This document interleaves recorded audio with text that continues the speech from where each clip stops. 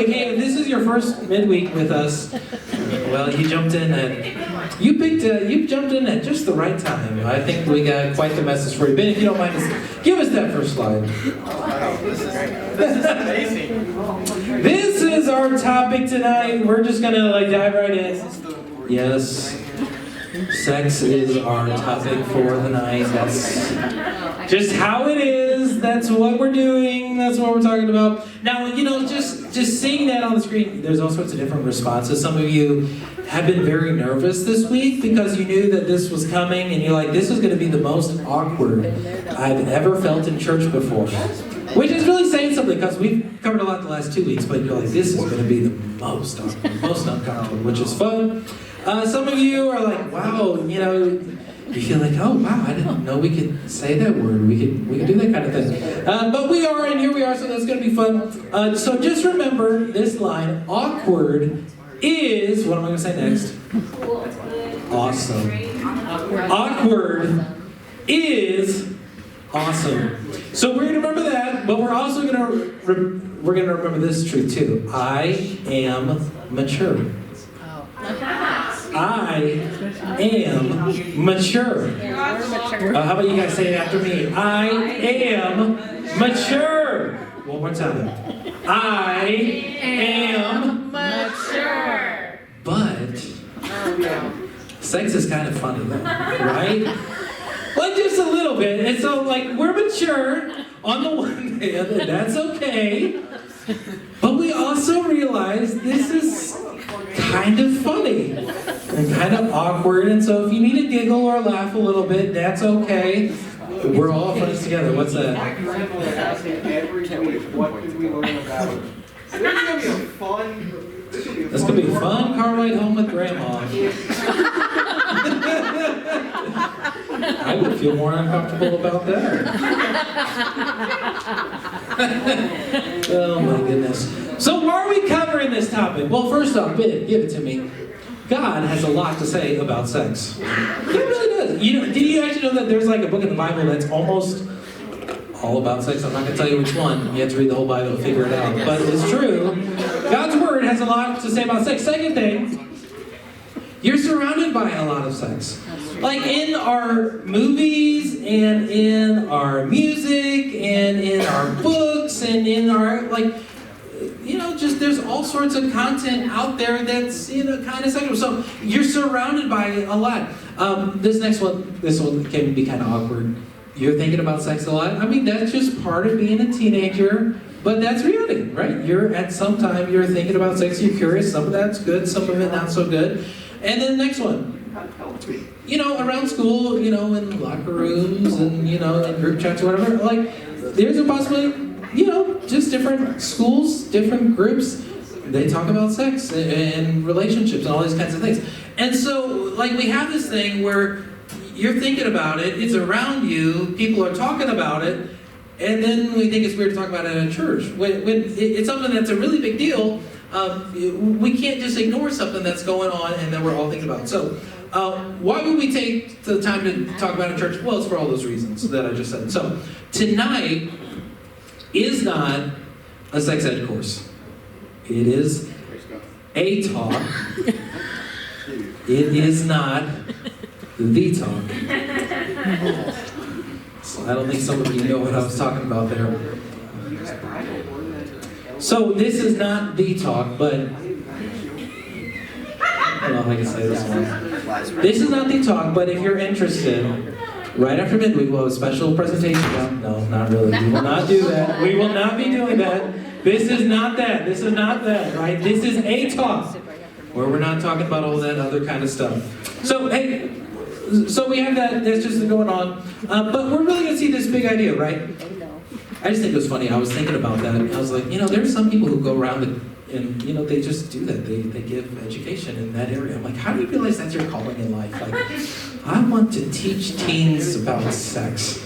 That wasn't, that's just funny. It's I wonder how they got there. But anyways, here's our big idea for tonight. Sex is a big deal to God. And handling sex God's way should be a big deal to us. So we're going to look at it. So tonight, it's kind of more like, we're going to look at a lot of scriptures. But we're going to try to unpack some of these things, like what does God really teach us about sex and relationships and boundaries and all these kind of things?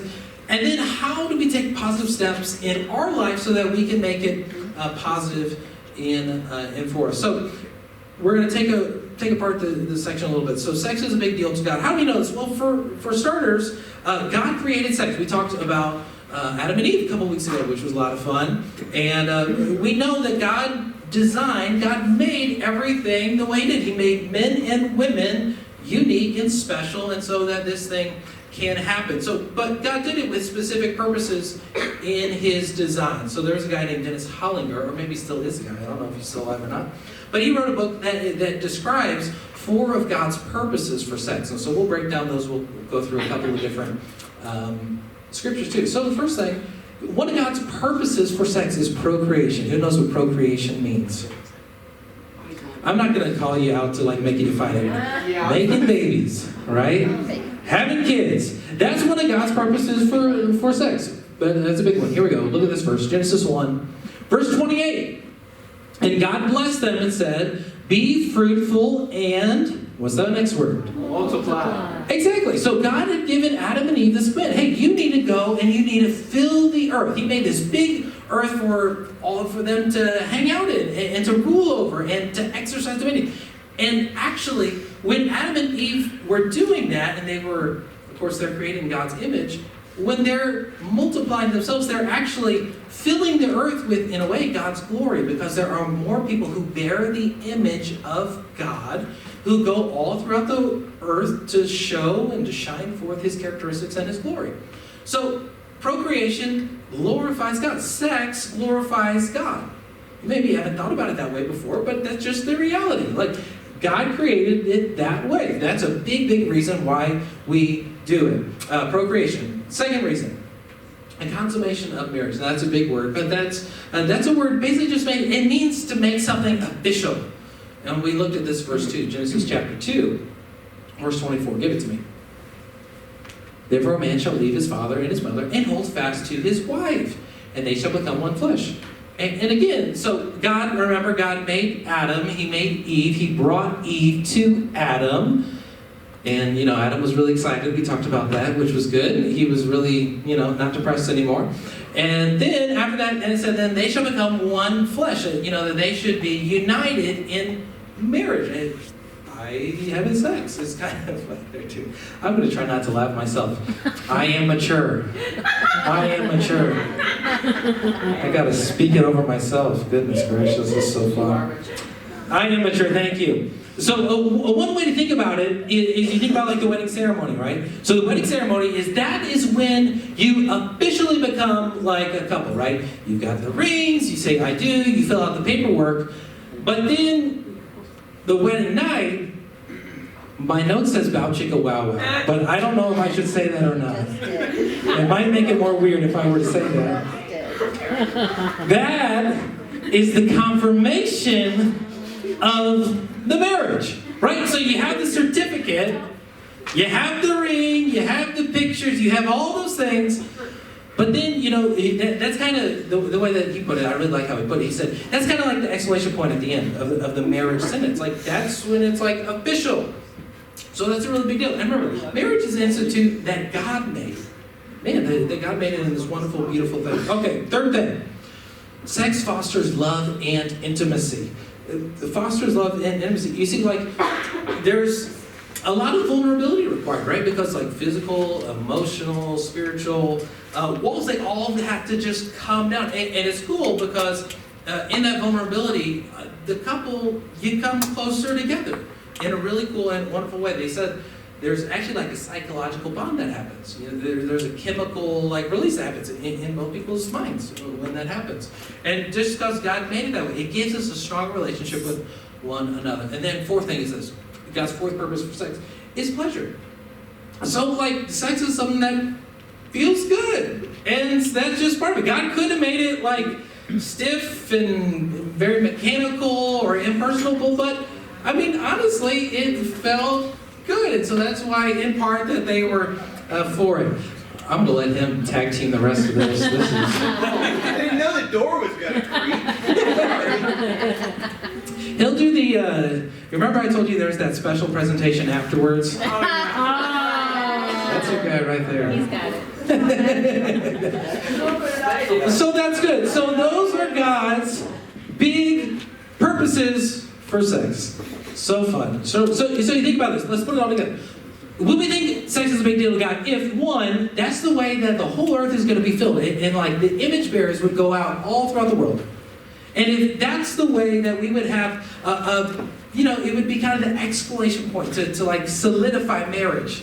And that would be the way that, creates a deeper relationship with someone else. And it's something that's good. If we would put all those four things together, we would say sex is a really big deal to God. Sex designed it in this very important way. And so sometimes I think what happens is we get so used to hearing about the boundaries that we think sex is bad.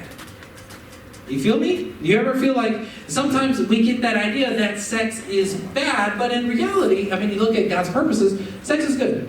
And you look at it, so it's a good gift that God's given to us. So we look back at that big idea. Sex is a big deal to God. And then we got to go to that second reality.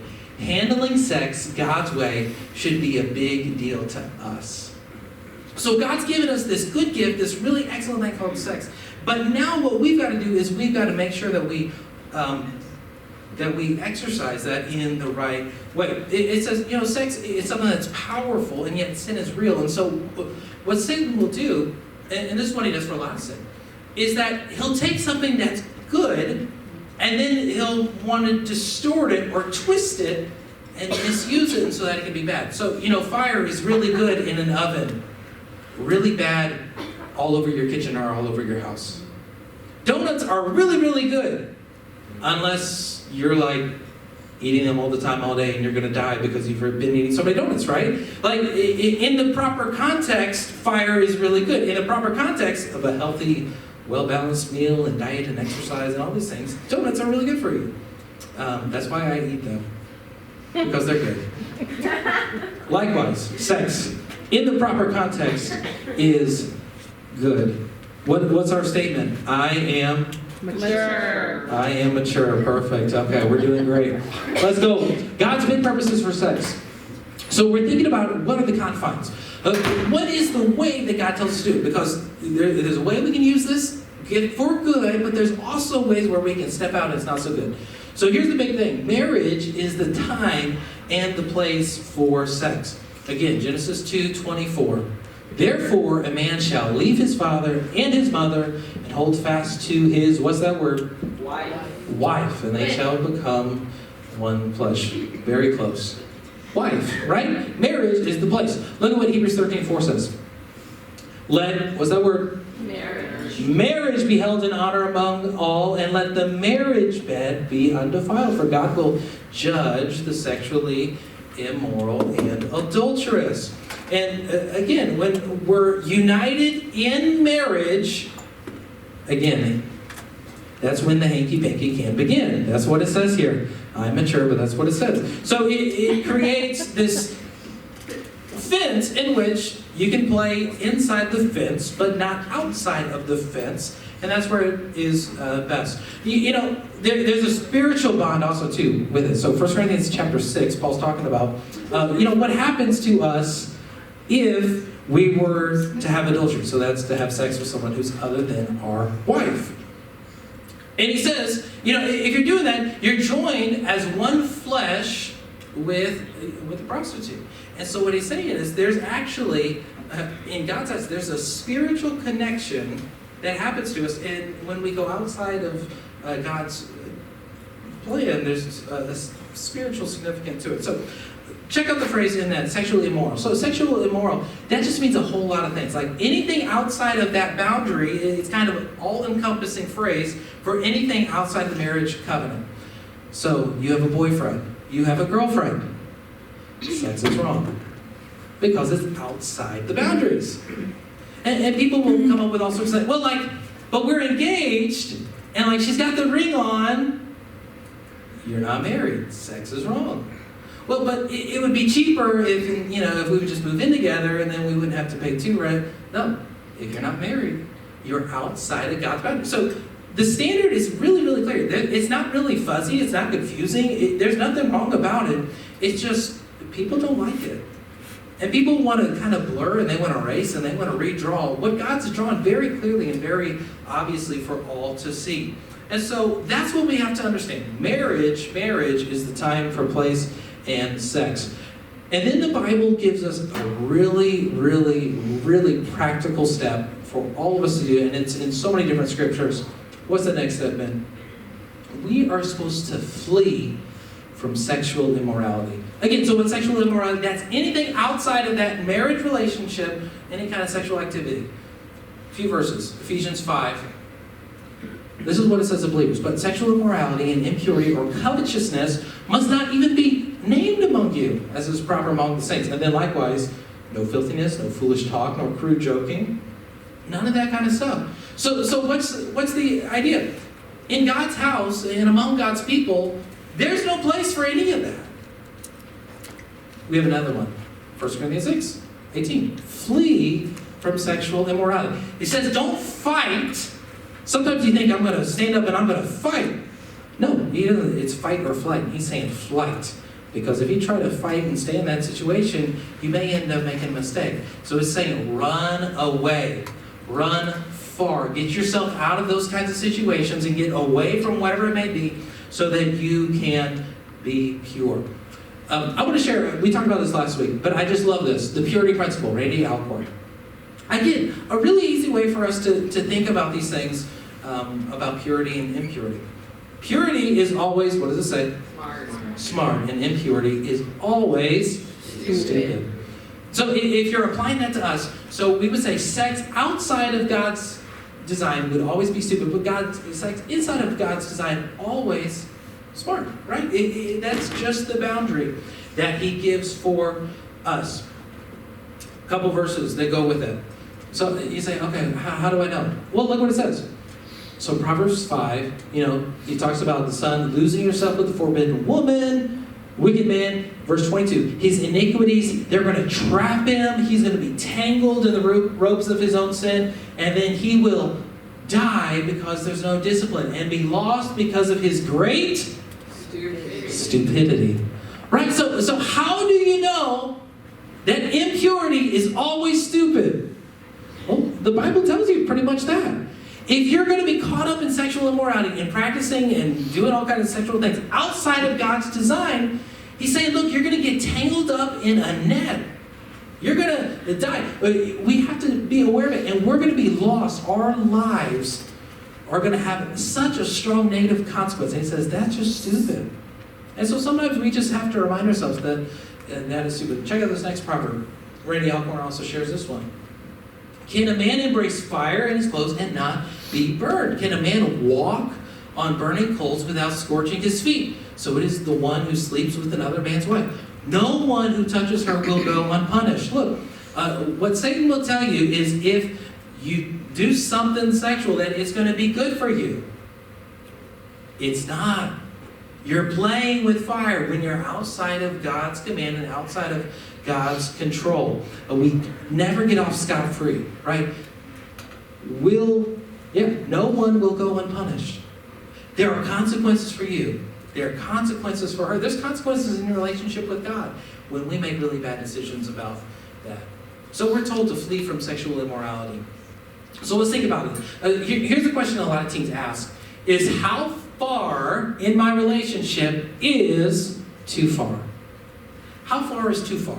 So, okay, we've said sex is within that boundary, inside that playground of marriage. But I'm not married, and so how far can I go without it being sin? So, first off, we got to think about why are we asking that question? Because if we're asking that question to see how close can we get to the line without going over, I'll tell you, we're really not heeding the promise and the command from Scripture. Because the command is not get as close to the line as you can without going over. The command is to what? Run. And to flee. And so I like what he says. He says maybe the question we should ask is how far away is too far away? Right? And so we have to think about that. in that way. We're not trying to get as close to any kind of lines that we can get, but we're trying to be very, very careful. So I'm going to give a few tips or a few encouragements on that, a few thoughts. How far is too far? If the activity has sex or a word for sex in it, don't do it. Just don't do it. Sometimes people think, well, okay, we didn't go all the way, and so we're good. No. Sexual immorality means a whole lot of things. And there's a whole lot of stuff that you shouldn't do that isn't all the way. So if it ever has sex or word for sex in it, don't do it. Next thing, don't touch or rub any body part that cannot legally be shown in public. This is a good rule. Just don't. Just don't. If it's not legally shown in public, don't do it. If you want to be even careful, don't even get close to some of those body parts. Your life will be better. I like what he said. If you have to move an article of clothing to get where you want to go, it's not wise. Not wise. Third thing, don't ask for or send pics of the body parts you shouldn't be rubbing. Don't ask for them. Don't send them. Don't take them. That's just a great general rule. I want to talk to the guys and the girls for a second. Girls are this way. If a guy texts you, DMs you, asks you, hints for you, suggests in any way that he wants you to send pictures of anything like that, what am I going to say? Run. Drop him like a hot tamale. Like, get out of him, block his number, do whatever you can, call your parents, call the police. You may not have to call the police, but do whatever you can to get away. Right? Get away. Because that is not cool, that is not good, that is not healthy. Okay. And again, remember the rule earlier? That, hey, even if it's not all the way. Okay, so if he's asking, sometimes girls can do silly things like, well, he just wants to see my new swimsuit. I'm sure he's real interested in polka dots, right? That's not what he's interested in, right? Don't fall for that. Don't do that. Don't send anything of that nature. And can I go a step farther? If I'm saying you shouldn't send that to a person, you definitely shouldn't post it on social media for all the creeps in the world to see either. Watch your social media. Keep it PG. But he loves me, Pastor Luke. This is my boyfriend. Listen to me. I have a daughter. She's only 2, and well, she can do a lot on the phone. But I'll just tell you. But no, I'm serious. If you really feel like, okay, he loves me, he's my boyfriend, he's important to me, he's a significant other to me, and yet he's doing this, can I tell you, he doesn't love you. He does not love you. And he'll say whatever he has to say, and he'll play whatever kind of games he's got to play to get to what he really wants, and what he really wants isn't you, it's your body. And you've got to be really honest about yourself. And whenever he asks for that, or hints at that, or jokes at that, or suggests that, I'll tell you, he's proving to you who he is and what he wants. Run away. Run away. Remember when we talked about love? Love is selfless. Lust is selfish. And if he's asking you to put yourself in that position, he does not love you. Just how it is. Guys, I got to talk to you. If a girl, if you're ever in that place where you're asking a girl to do that, I'll just say you're 100% in the wrong. 100% in the wrong. There's nothing ever acceptable to that. I've been saying sexual activity is in the confines of marriage. So this is, all that you're requesting for is classified information. You don't have the badge. You don't have that marriage certificate to get access to see that, to touch that, to anything with that, right? So don't ever do that. Listen, it's not normal. And girls, you need to listen to that too. It's not normal. It's creepy. It's objectifying. It's disgusting. It's degrading. It's evil. So we got to stop. Guys, here's a verse. Remember 1 Corinthians 13:5? This is the thing that amazes me. Love does not rejoice in wrongdoing. And you really think that you'd be happy when you got those kinds of pics from a girl? And you're telling me that you would love her, and yet you're rejoicing and leading her to do bad and or do wrong. You're proving to yourself that you don't love her. And so I'll tell you, if you find yourself in that situation, for you, the best thing, and for her, the best thing to do is say, you know what? This relationship has been too much, and we have gone way too far, and I need to back out because of me, because this has become an idol in my life. That's what we got to do. That's what we got to do. So keep that in warning. Fourth thing, watch what you talk or what you tease about. We got to really watch. It told us, we even have to watch our mouths. Sometimes we can normalize conversations between guys and girls that honestly we really shouldn't be having with one another. And so we don't want to do that. So you think, okay, so eventually you gave me a lot of boundaries and a lot of good things, a lot of good thoughts. That's good. What is okay? This is what one pastor suggested. You can hold hands. You can kiss.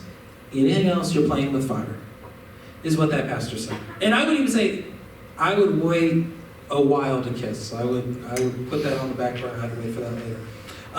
And so, you might think that sounds really, really hard. I'll tell you, it's not. It is hard, right? Purity is hard, trying to live in a way that honors God. Like, oftentimes that can be a really hard thing, but it's not impossible. And it's actually for your best. And I'll tell you, if you can live this life of not only mental purity, where our mind isn't consumed by lust all the time, but also physical purity, where we're not going to participate in those things, I'll tell you, you'll be so glad you did. You'll be so glad you did whenever you're married to your spouse and you've been able to save and to wait for that, and you can experience all that together. So sex is a big deal, right? Handling sex God's way should be a big deal to us and a big deal for each and every one of you. So I want to address a few different groups. One, there might be someone here tonight who is just listening to all this and they just feel a lot of shame because you're like, I haven't followed God's command all the way on this. Like I've messed up. I'll just tell you, there is good news that God offers forgiveness and restoration. Maybe you didn't know that what God's command was like. Maybe you were in a situation, you went farther than you ever anticipated it to go. But the good news is, though we sin and though we go outside of God's commands, we still have a God who loves us. And He loved us so much that He came and He lived and He died, taking the punishment for our sin on Himself, rising again on the third day. And now when we come to Him with a heart of humility, that He can forgive us and we can be restored and we can be free in Him. And so we will walk with you on that path to restoration through the Lord. It's so true. You can move on. And you can experience from now on, if that's your story can be, from now on, I'm going to walk in purity. And we'll walk with you through that. Second, I want to talk to, maybe some of you felt like, my heart breaks.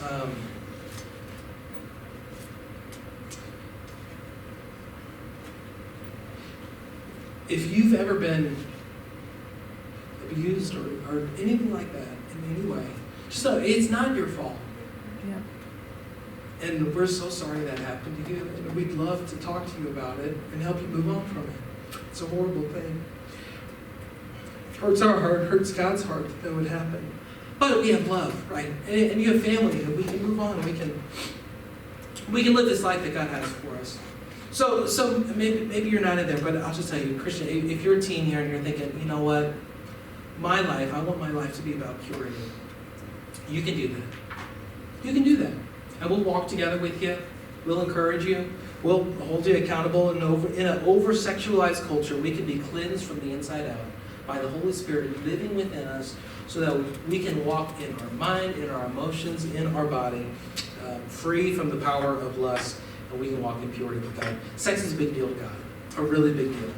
And we can live within God's confines when we're walking together and walking with Him. Let's pray together. God, we do thank You that we can open up Your Word and that we can just be honest about the different things in our life. Maybe the things that we've done right, the things that we've done wrong, and yet we can always find forgiveness and we can find grace with You. And we just ask that You would help each and every one of us to guard ourselves from the power of lust.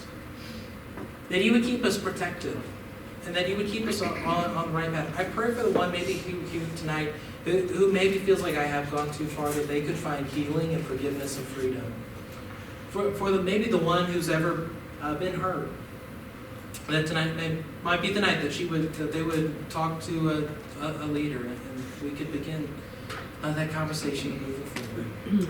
God, help us to walk in a way that honors You, not only in our physical body, but in our spiritual body. We trust You'll be with us every step of the way. In Your name I pray. Amen.